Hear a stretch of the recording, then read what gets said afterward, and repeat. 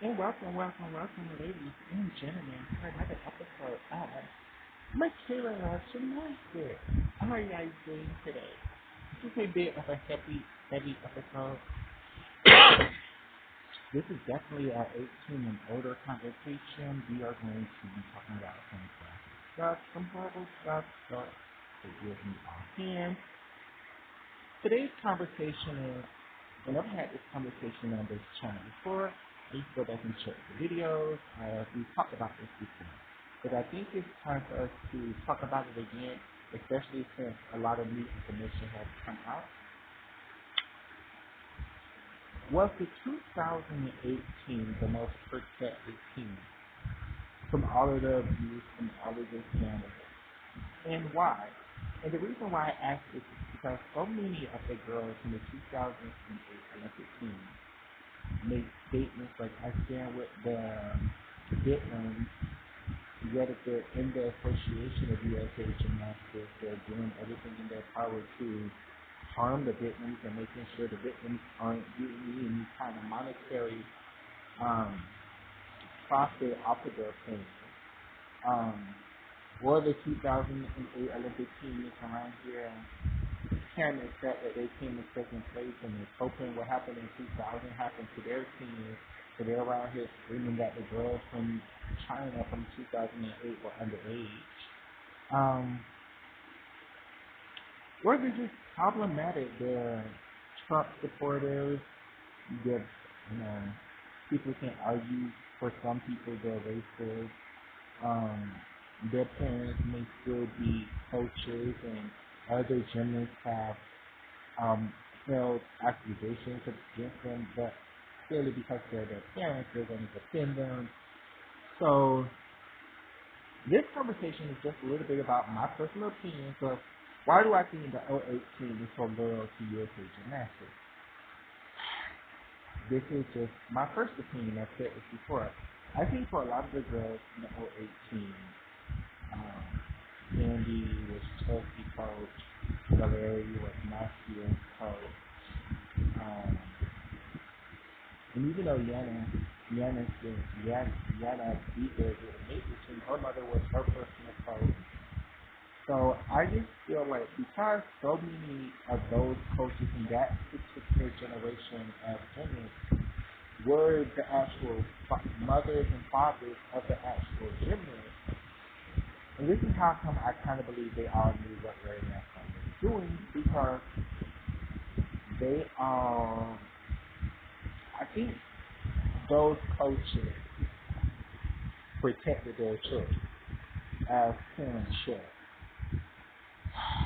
While protecting their individual children, they sacrificed a lot of other young women. And I don't think those particular girls from the 08 team can fully comprehend what other girls were going through, because a lot of the head coaches for that team was those girls' parents. So they were extra protective of their children, where I don't feel like they did the same for other children. If that makes sense. Somebody on my Twitter page, I don't remember who, or it may have been fake on YouTube, I don't remember, but they said that a lot of the girls from the 08 team are still heavily involved in USA Gymnastics, with touring, with whatever, getting junior girls to come participate in camp, actually still competing. A lot of those girls from the 08 team are still heavily involved in USA Gymnastics. So they said that a lot of girls from 08 haven't been far enough removed from USA Gymnastics to realize what may or may have not actually happened to them, right? Or they're so loyal that they hear the stories, they can place that what happened to them was very similar but not the same, so they must have not been abused, if that makes sense. It's just sad because the 08 team, honestly, I know y'all know how much I love Gabby Davis, and know how much I love Dominique Boggs, and I love Dana, and I love Kyla, and I love a lot of these great gymnasts that came up, but the 08 team is legitimately my favorite team. And it's just sad and heartbreaking that some of my favorite, Nastia Liukin is probably my favorite non-Gabby, non-Dominique Dawes gymnast ever produced in USA Gymnastics history.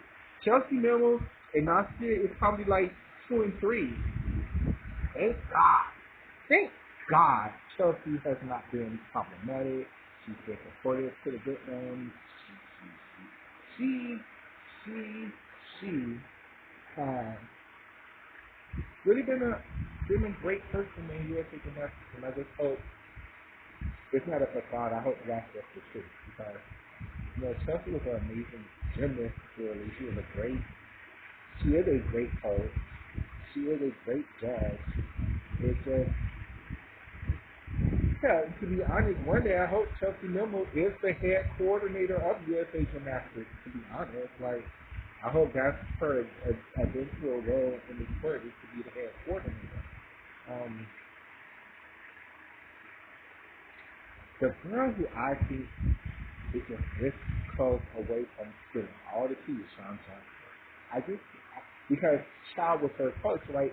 So a lot of those things that I was saying doesn't necessarily apply to Sean, even though Sean is heavily protected from what I can tell of USA Gymnastics and is one of the main persons to spawn the winners that is Chinese winners one age eligible.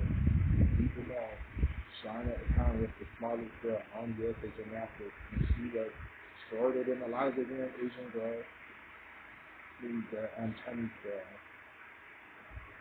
So I think Sean Johnson knows a lot more than she's letting on. I don't know why. I don't know if it has something to do with her placement in USA Gymnastics. Because I also can tell that the girls who are still heavily involved in the sport are tend to be more professional in the sport.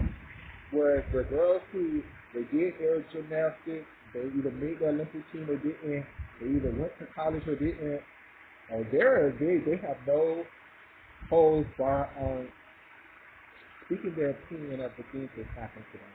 So I don't know if it may be USA Gymnastics has had several girls sign non-disclosure agreements where they just can't talk about it and they just have to pretend like it's all above them and nothing like that has ever happened to them.